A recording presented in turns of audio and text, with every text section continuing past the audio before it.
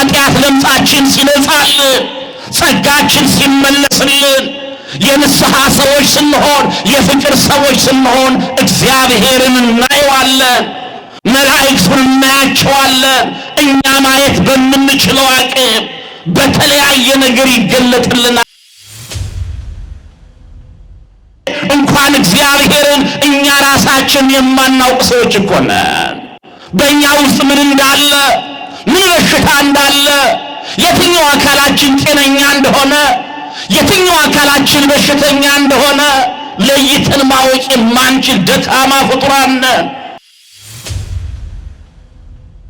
እግር የሰጠን በነፃ ነው። በእውነት ያለ ቆጣሪ 24 ሰዓት እንድናይ፣ ያለ ቆጣሪ 24 ሰዓት እንድንናገር፣ እንድናመሰግን አንደበትን የሰጠን በነፃ ነው። ጉሮሯችን ላይ ቆጣሪ ቢገጠም ማን ይናገር ነበር? እንዳይቆጥርበት ሁሉም ዝም እኮ ነበር የሚለው። ቤታችን እንዳለው መብራት ለዓይናችን ቆጣሪ ቢገጠም ኑሮ ማን ያይ ነበር? አብዛኛው ሰው ጨፍሮ ነበር የሚውለው። ማየት ለሀብታሞች ብቻ፣ መተንፈስ ለሀብታሞች ብቻ፣ መናገር ለሀብታሞች ብቻ ይሆን ነበረ። ይሄን በነፃ የሰጠንን ጌታ እንደ መላእክቱ እናመስግነው። እርግማን ከኛ ይወገድ፣ ጥላቻ ከኛ ይወገድ፣ መሰዳደብ፣ መነቃቀፍ፣ መረጋገም ከኛ ይወገድ። አንተ ኦሮሞ፣ አንተ አማራ፣ አንተ ትግሬ፣ አንተ ወላይታ፣ አንተ ሀዲያ እያሉ መከፋፈል ከኛ ይወገድ።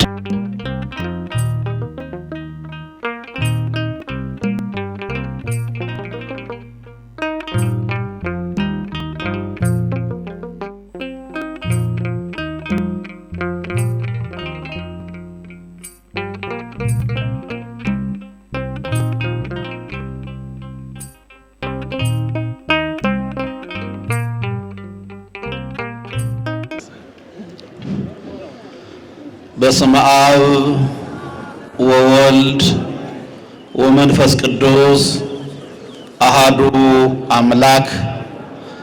ሰላም እግዚአብሔር ከሁላችን ጋር ይሁን። ብፁዕ አባታችን አቡነ መቃርዮስ የካናዳ ሀገረ ስብከት ሊቀ ጳጳስ፣ የቅዱስ ሲኖዶስ አባል፣ ክቡር መላከ ፀሐይ ሰናይ ባያብል የዚህ ታላቅ ደብር አስተዳዳሪ፣ የተከበራችሁ ቅድም በመድረክ መሪው ስማችሁ በክብር የተጠራ የክፍለ ከተማው የሀገረ ስብከቱ የሥራ ኃላፊዎች፣ የገዳማት የአድባራት አስተዳዳሪዎች፣ ሊቃውንተ ቤተ ክርስቲያን፣ ካህናት፣ ዲያቆናት፣ የሰንበት ትምህርት ቤት ተማሪዎች፣ የተከበራችሁ ልዑል እግዚአብሔር በወርቀ ደሙ የዋጃችሁ የልዑል እግዚአብሔር ቤተሰቦች፣ የእናታችን የእመቤታችን የቅድስት ድንግል ማርያም ወዳጆች፣ የቅድስት ቤተ ክርስቲያን ልጆች፣ ምእመናንና ምእመናት እንደምን አረፈዳችሁ። ፈጣሪ ፍጥረታት መጋቤ ዓለማት ዓለምን ፈጥሮ የሚመግበው ገናናው አምላካችን ቸሩ አባታችን እግዚአብሔር ኃጢአታችንን ሰፍሮ በደላችንንም ቆጥሮ ሳይቆጣን ሳይቀጣን በምህረቱና በቸርነቱ ጠብቆ ለዚህ ዕለትና ሰዓት ስላደረሰን ስሙ ለዘላለም የተመሰገነ ይሁን። እንኳን አደረሳችሁ።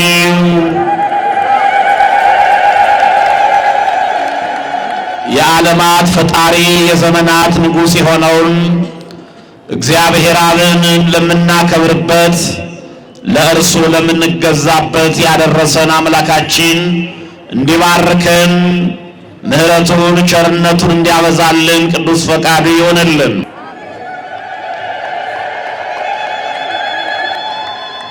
ሰረገላቲሁ ለእግዚአብሔር ምዕልፊተ አእላፍ ፍሱሃን።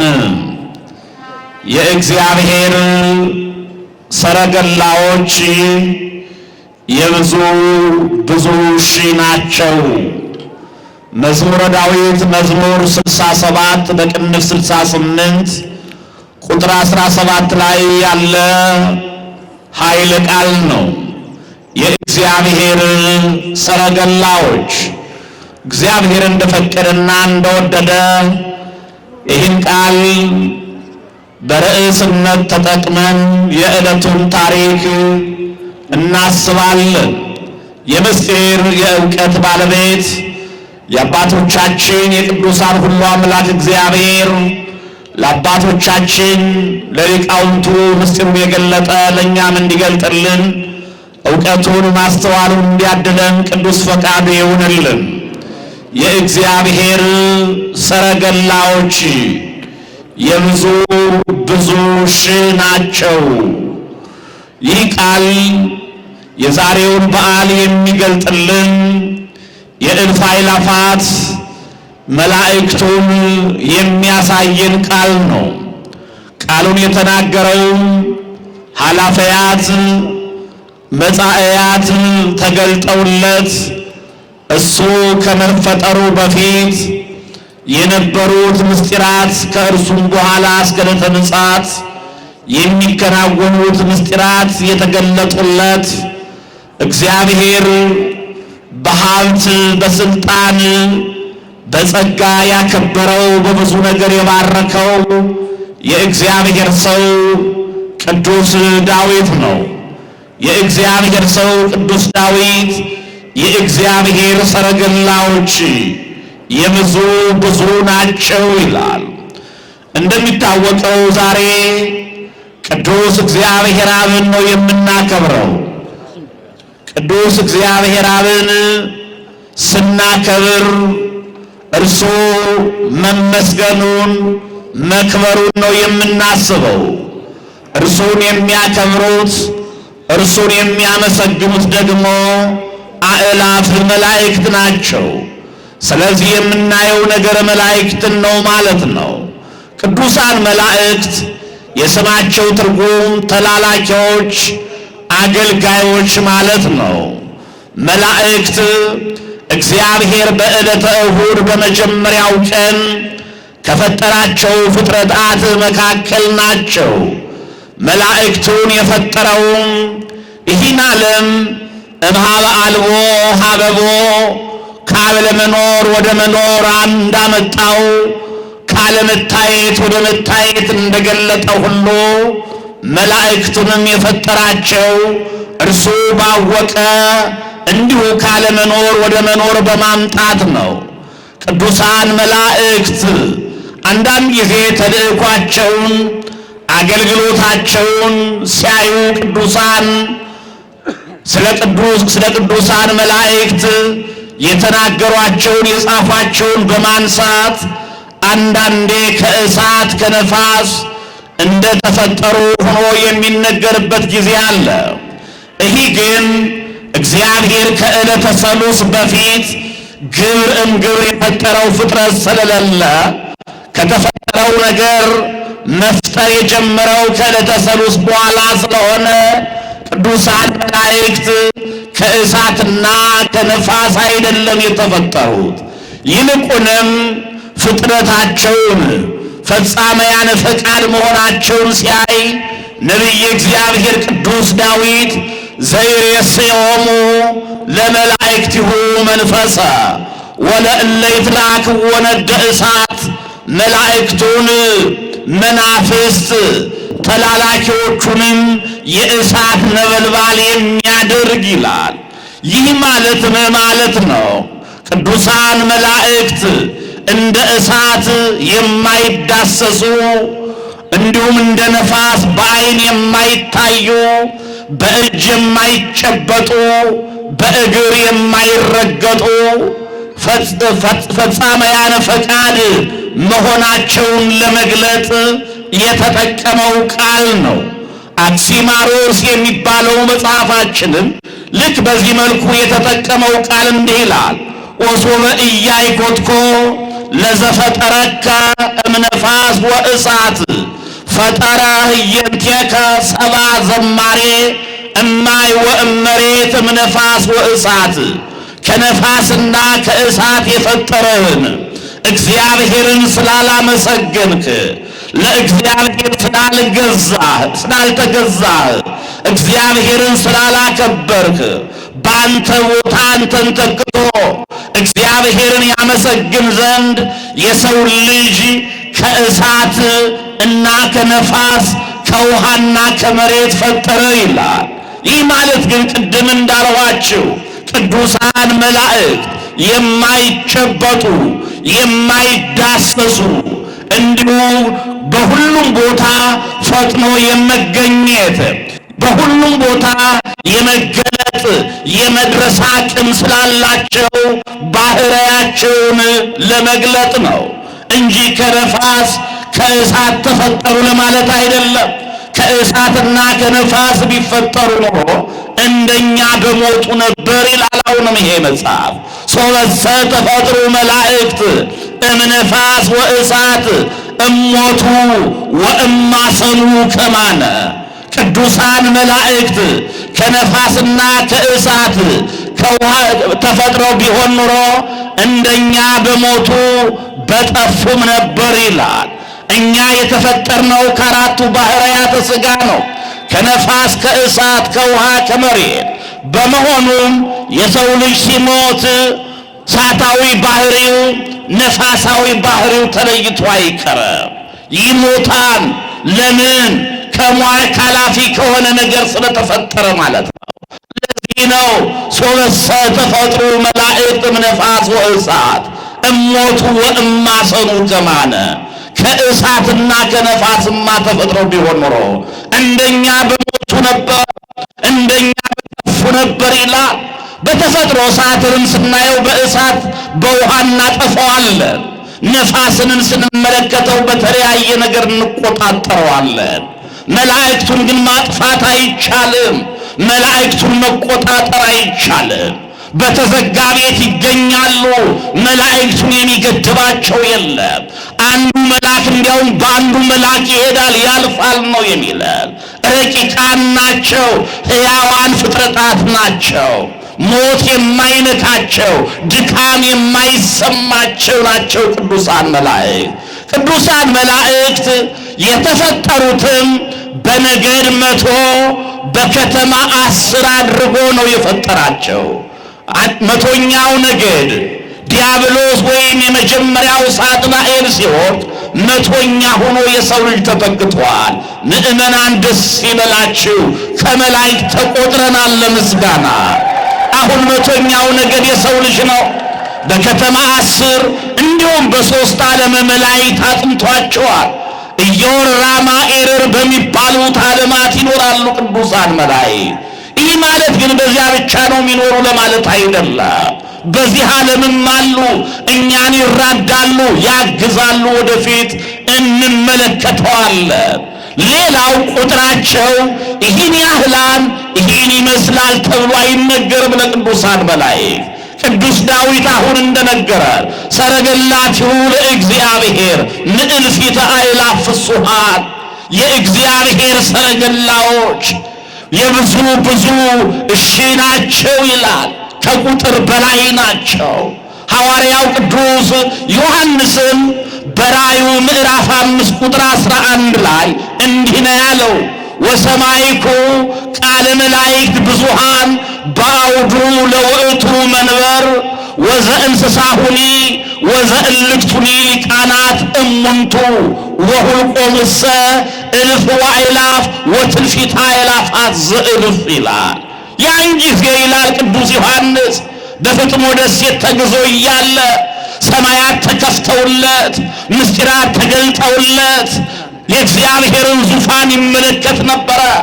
የሥላሴን አንድነት ሦስትነት ያየው ከነጽሮተ ስሉስ ቅዱስ የደረሰው በማዕረጉ ከመላእክት በላይ ሆነው በንጽህናው በቅድስናው እንደ መላእክት የተመሰገነው ሐዋርያው ቅዱስ ዮሐንስ ከክርስቶስ መስቀል አጠገብ የተገኘው ድንግል ማርያምን ለ15 ዓመታት እየተላላከ ያገለግለው ሐዋርያ ምስጢራት በተገለጡለት ሰዓት ያን ጊዜ የብዙ መላእክትን ድምፅ ሰማሁ አለ። መላእክቱ ለእግዚአብሔር አብ ሲሰግዱ፣ ለእግዚአብሔር አብ ሲንበረከኩ፣ እግዚአብሔር አብን ሲያመሰግኑ ሰማኋቸው አለ ቅዱስ ዮሐንስ። ቁጥራቸውም አእላፋት ጊዜ አእላፋትና ሺህ ጊዜ ሺህ ነው። ቁጥራቸውም የብዙ ብዙ ነው ይላል። ይህ ማለት ከቁጥር በላይ መሆናቸውን ነው የሚገልጥልን ቅዱሳን መላእክት። ለዚህ ነው በዓለም ያለውን ሕዝብ የሚጠብቁት፣ ዓለማትን የሚያስተዳድሩት፣ የሚመሩት ከቁጥር በላይ ናቸው። ቅዱሳን መላእክት በነገድ 100 በከተማ 10 ሆነው ተፈጥረው በሦስቱ ዓለማት የሚኖሩት ረቂቃን ፍጻሜያን ፈቃድ ሕያዋን የሆኑት ሞት የማይነካቸው ድካም የማይሰማቸው ቅዱሳን መላእክት የተፈጠሩትም ለምስጋና ነው። ምእመናን ለምንድን ነው የተፈጠሩት? ለምስጋና።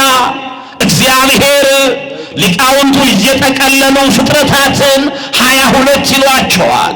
22ቱን ስለ ፍጥረት የፈጠረው ጌታ ሰውና መላእክትን ግን የፈጠረው ለምስጋና ነው። ምእመናን እኛ የተፈጠርነው እንደ መላእክቱ ለምስጋና ነው። ለዚህ እኮ ነው 100ኛ ነገድ ሁነን የተተካነው፣ ከመላእክት ጋር የተቆጠርነው፣ ከመላእክት ጋር የተሰለፍነው። የተፈጠርነው ለምስጋና ስለሆነ ነው። ምእመናን እግዚአብሔርን ለማመስገን ምስጋናቸው ረፍታቸው፣ ረፍታቸው ምስጋናቸው ሆኖላቸው ነው የሚኖሩት። ቅድም እንዳልኋችሁ አያርፉም፣ አይደክሙም። ሁልጊዜ ቅዱስ ቅዱስ ቅዱስ እያሉ ያመሰግናሉ። ከአራቱ አበይት ነቢያት መካከል አንዱ የሆነው ቅዱስ ኢሳይያስ በትንቢቱ ምዕራፍ 6 ከቁጥር 1 እስከ 3 እንደገለጠው በዓመተ ሞተ ዖዝያን ንጉሥ ርኢክዎ ለእግዚአብሔር እንዘ ይነብር ዲበ መንበሩ ነዋህ ወብሩህ። ያስቸጋሪው ሐኬተኛው ዖዝያን የሚባለው ንጉሥ በሞተበት ዓመት እግዚአብሔር አብን በረጅም ዙፋን ተመለከቱት አለ። በምን አይነት ዙፋን አለው? በረጅም ዙፋን እግዚአብሔርን አየሁት። የልብሱ ዘርፍ በመቅደሱን ሞልቶት ነበር ይላል። እግዚአብሔር አሁን እኛን በምንቀመጥበት ነገሥታት በሚገለጡበት ዙፋን ይቀመጣል ማለት አይደለም። እግዚአብሔር ኢሳይያስ ማየትና መረዳት በሚችልበት አቅም ስለገለጠለት ነው።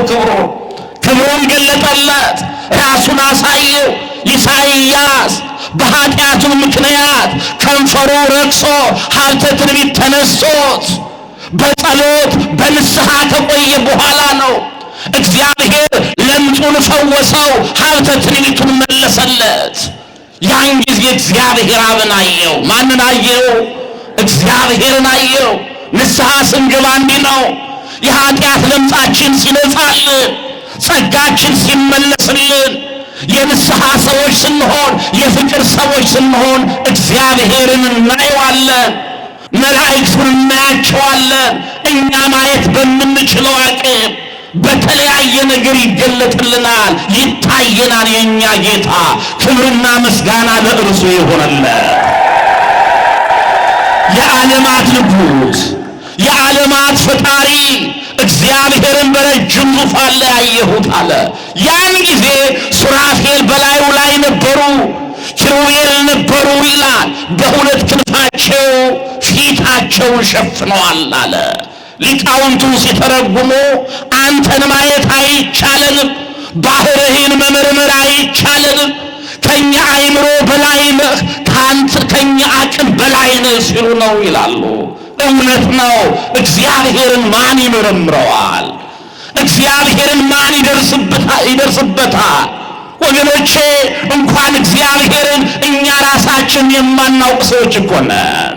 በእኛ ውስጥ ምን እንዳለ፣ ምን በሽታ እንዳለ፣ የትኛው አካላችን ጤነኛ እንደሆነ፣ የትኛው አካላችን በሽተኛ እንደሆነ ለይተን ማወቅ የማንችል ደካማ ፍጡራን ነን።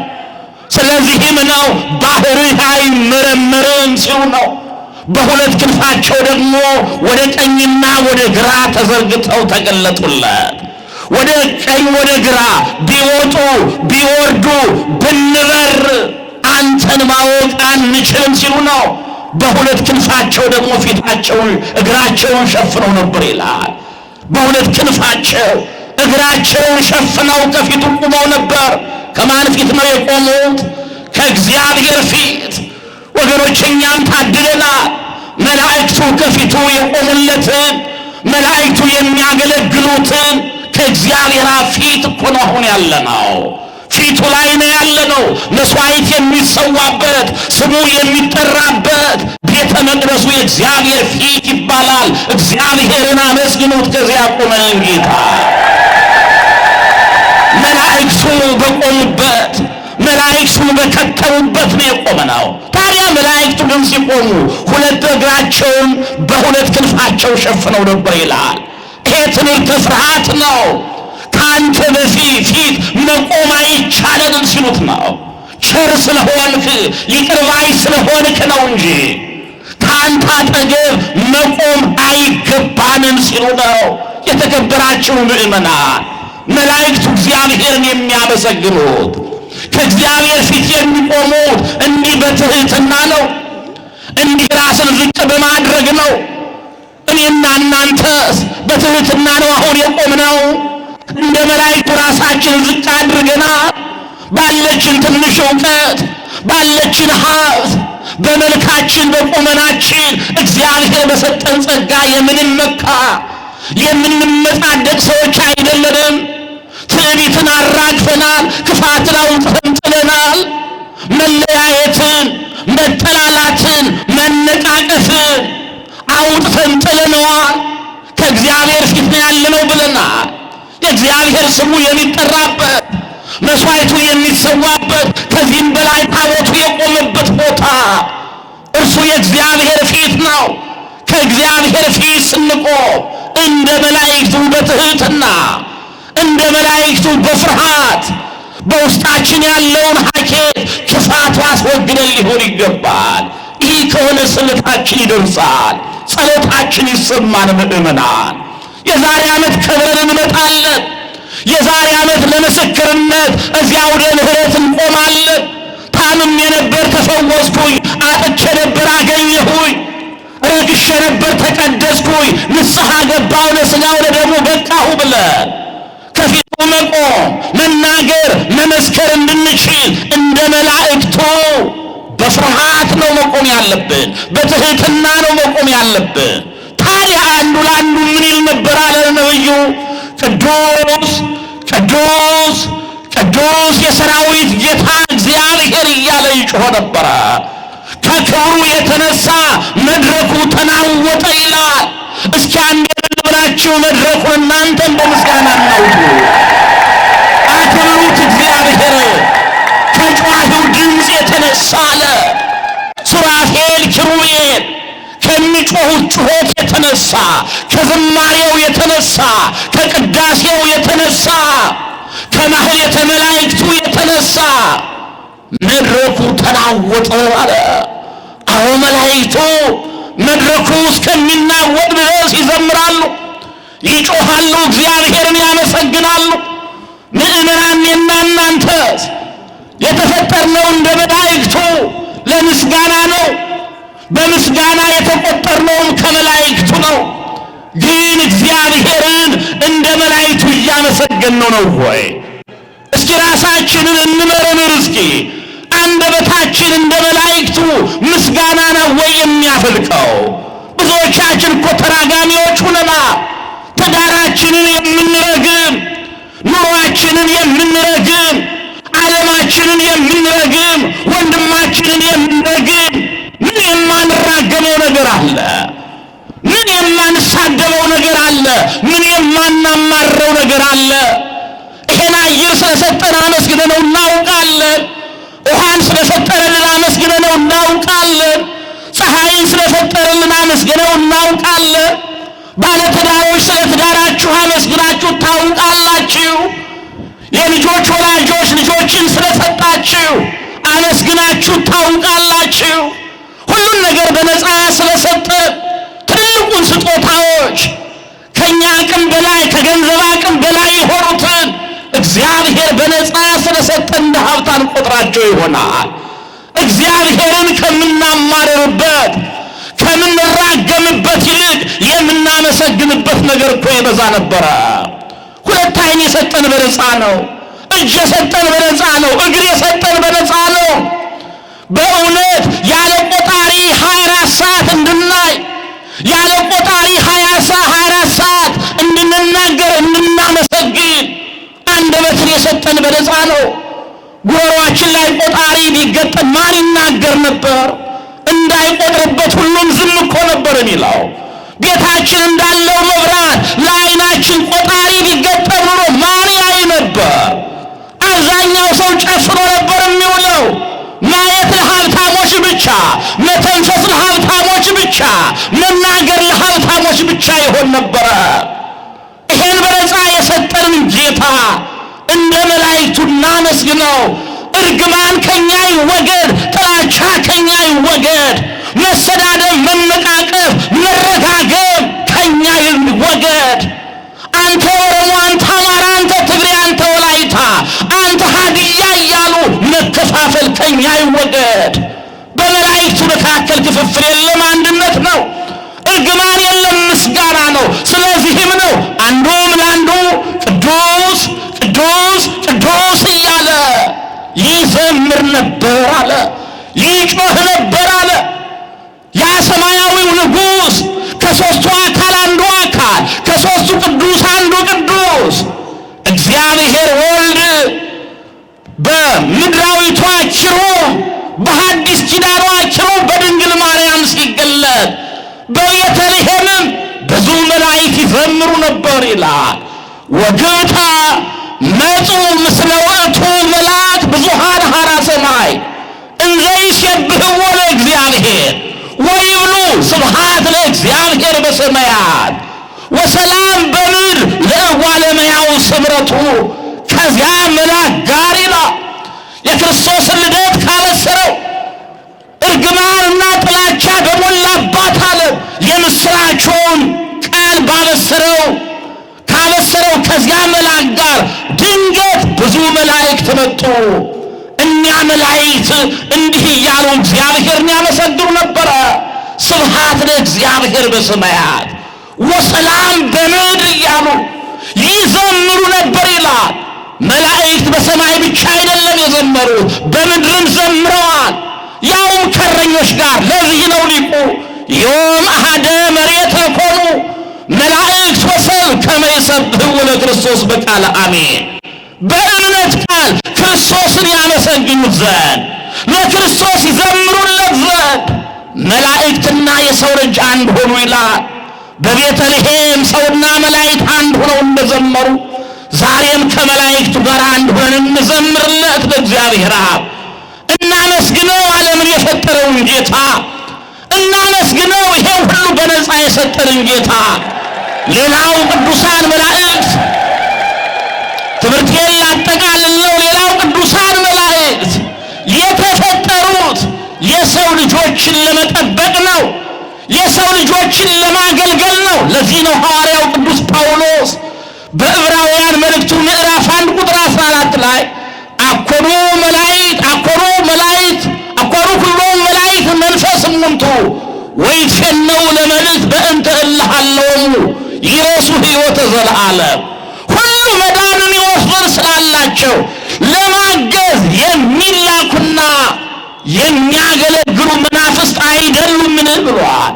መዳንን ይወርሱ ዘንድ ክርስቲያኖቹን ለመጠበቅ ክርስቲያኖቹን ለማገዝ የእግዚአብሔርን ልጆች ለማገልገል ለመጠበቅ ነው የተፈጠሩት ቅዱሳን መላእክት። ለዚህ ነው ነቢዩ ቅዱስ ዳዊት እስመ ለመላእክቲሁ ይእዝዙ በእንቲአከ ከመ ይቀቡከ በኩሉ ፍናዊከ፣ እነሆ በመንገድ ሁሉ ይጠብቁ ዘንድ መላእክቱን ስላንተ ያዝዝልሃል ነው ያለው። እግርህ በድንጋይ እንዳትሰናከል፣ እንቅፋት እንዳይመታ፣ እሾህ እንዳይመታ እንዳይወጋ። ይሄ ማለት የሰይጣን ጦር ፈተና፣ ሰይጣን ዲያብሎስ እንዳይጥልህ ይጠብቁ ዘንድ መላእክቱን ይልክልሃል ነው ያለው። መላእክቱ በመንገዳችን ይጠብቁናል። ደሞዝ የማንከፍላቸው ጥበቃቸውን እንኳ የማናውቅላቸው የማንገነዘብላቸው ግን መላእክቱ ይጠብቁናል። በቀን በመዓልትና በሌሊት አንዱ መልአክ ቀን አንዱ መልአክ ማታ እየተፈራረቀ ለእያንዳንዱ ሰው የሚጠብቁ መላእክት አሉ። ስለዚህ መላእክቱ እኛን ለመጠበቅ ነው የተፈጠሩት። እነ ዳንኤልን ከአፈ አንበሳ ያዳኑት፣ ሦስቱም ብላቴኖች ከእሳት ወላፈን ያወጡት፣ ቂርቆስን ኢየሩጣን ከሚፈላው ውኃ ያዳኑት መላእክት ከእግዚአብሔር ሲላኩ እኛንም ከመከራ ይታደጉናል። መስዋዕታችንን ያሳርጉልናል። ጸሎታችንን ያሳርጉልናል። የእግዚአብሔር ምሕረት ወደኛ ያመጡልናል። በሉቃስ ወንጌል ምዕራፍ 13 ቁጥር 7 ላይ እንደተገለጠው ለዚች ዓመት ደግሞ ባክቷት እያሉ ስለኛ ይማልዱልናል። እንደ ኃጢአታችንማ በተቀሰፍን እንደ በደላችንማ በጠፋን። ግን ለዚች ዓመት ደግሞ ተዋት እያሉ ስለኛ የሚማልዱልን እግዚአብሔርን የሚለምኑልን አእላፍ መላእክት ናቸው።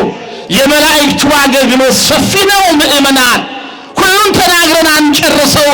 ከጊዜ አንጻር ግን ከዚህ እንገድበዋለን፣ ይበቃናል። ሰረገላችሁ ለእግዚአብሔር ምዕልፊተ አእላፍ ፍጹሐን፣ የእግዚአብሔር ሰረገላዎች መገለጫዎች፣ የሚያመሰግኑት አመስጋኞቹ ቅዱሳን መላእክት አእላፋት ጊዜ አእላፋት ሺህ ጊዜ ሺህ ናቸው ብሎ እንደተናገረው እኒህ ከቁጥር በላይ የሆኑት መላእክት እግዚአብሔርን ለማመስገን የሰው ልጅ ደግሞ ለመራዳት የተፈጠሩ ፍጥረታት ናቸው። ስለዚህ እኛም እንደ መላእክቱ የተፈጠርነው ለምስጋና ነውና እግዚአብሔርን ልናመሰግን መላእክቱ እኛን እንደሚያግዙን እንደሚረዱን እኛም እርስ በርሳችን ልንተጋገዝና ልንረዳዳ ያስፈልጋል። መላእክት የሚዘምሩለት የሚያመሰግኑት እግዚአብሔር አብ እኛን ልጆቹን ለምስጋና ለዝማሬ ሁልጊዜ ለአገልግሎት እንዲያቆመን ፈቃዱ ይሆነልን። አምላካችን አባታችን እግዚአብሔር በሕይወት ጠብቆ ለዚህ ዕለትና ለዚህ ሰዓት ስላደረሰን ክብርና ምስጋና ለእርሱ ይሁን።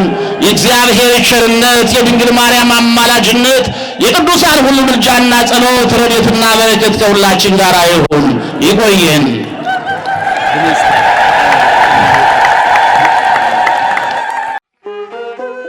ንቁ ኦርቶዶክስ ተዋሕዶ የጸሎትና የንስሐ መርከብ ማህበር በእግዚአብሔር ፈቃድ በወንድማችን የኔነ ተስፋዬ አስተባባሪነት ከተመሰረተ ጊዜ ጀምሮ ከሚሰጣቸው ዘርፈ ብዙ መንፈሳዊ አገልግሎቶች መካከል የሐዋርያዊ አገልግሎትና ያሬዳዊ ዝማሬዎች አንዱ ነው። በዚህ ክፍል የኦርቶዶክሳዊ ተዋሕዶ ቤተክርስቲያንን ዶግማና ቀኖና የጠበቁ ኦርቶዶክሳዊ ለዛ ያላቸው ለነፍስ እረፍትን የሚሰጡ ወቅታዊና ዘመኑን የዋጁ ስብከቶችና ያሬዳዊ ዝማሬዎችን በመላው ዓለም ለሚገኙ ተመልካቾቹ በንቁ ሚዲያና በኢትዮ ማህበር የዩቲዩብ ቻናል እያቀረበ ይገኛል። አገልግሎቱ በመላው ዓለም ለሚገኙ አማኞች ተደራሽ እንዲሆን በየዕለቱ የሚለቀቁ ስብከቶችንና መዝሙሮችን ላይክና ሼር ያድርጉ። እንዲሁም የዩቲዩብ ቻናላችንን ሰብስክራይብ በማድረግ የዚህ ታላቅ አገልግሎት ባላሻራ ይሁኑ። ንቁ ሚዲያ ርቱ የቤተ ክርስቲያን ልሳን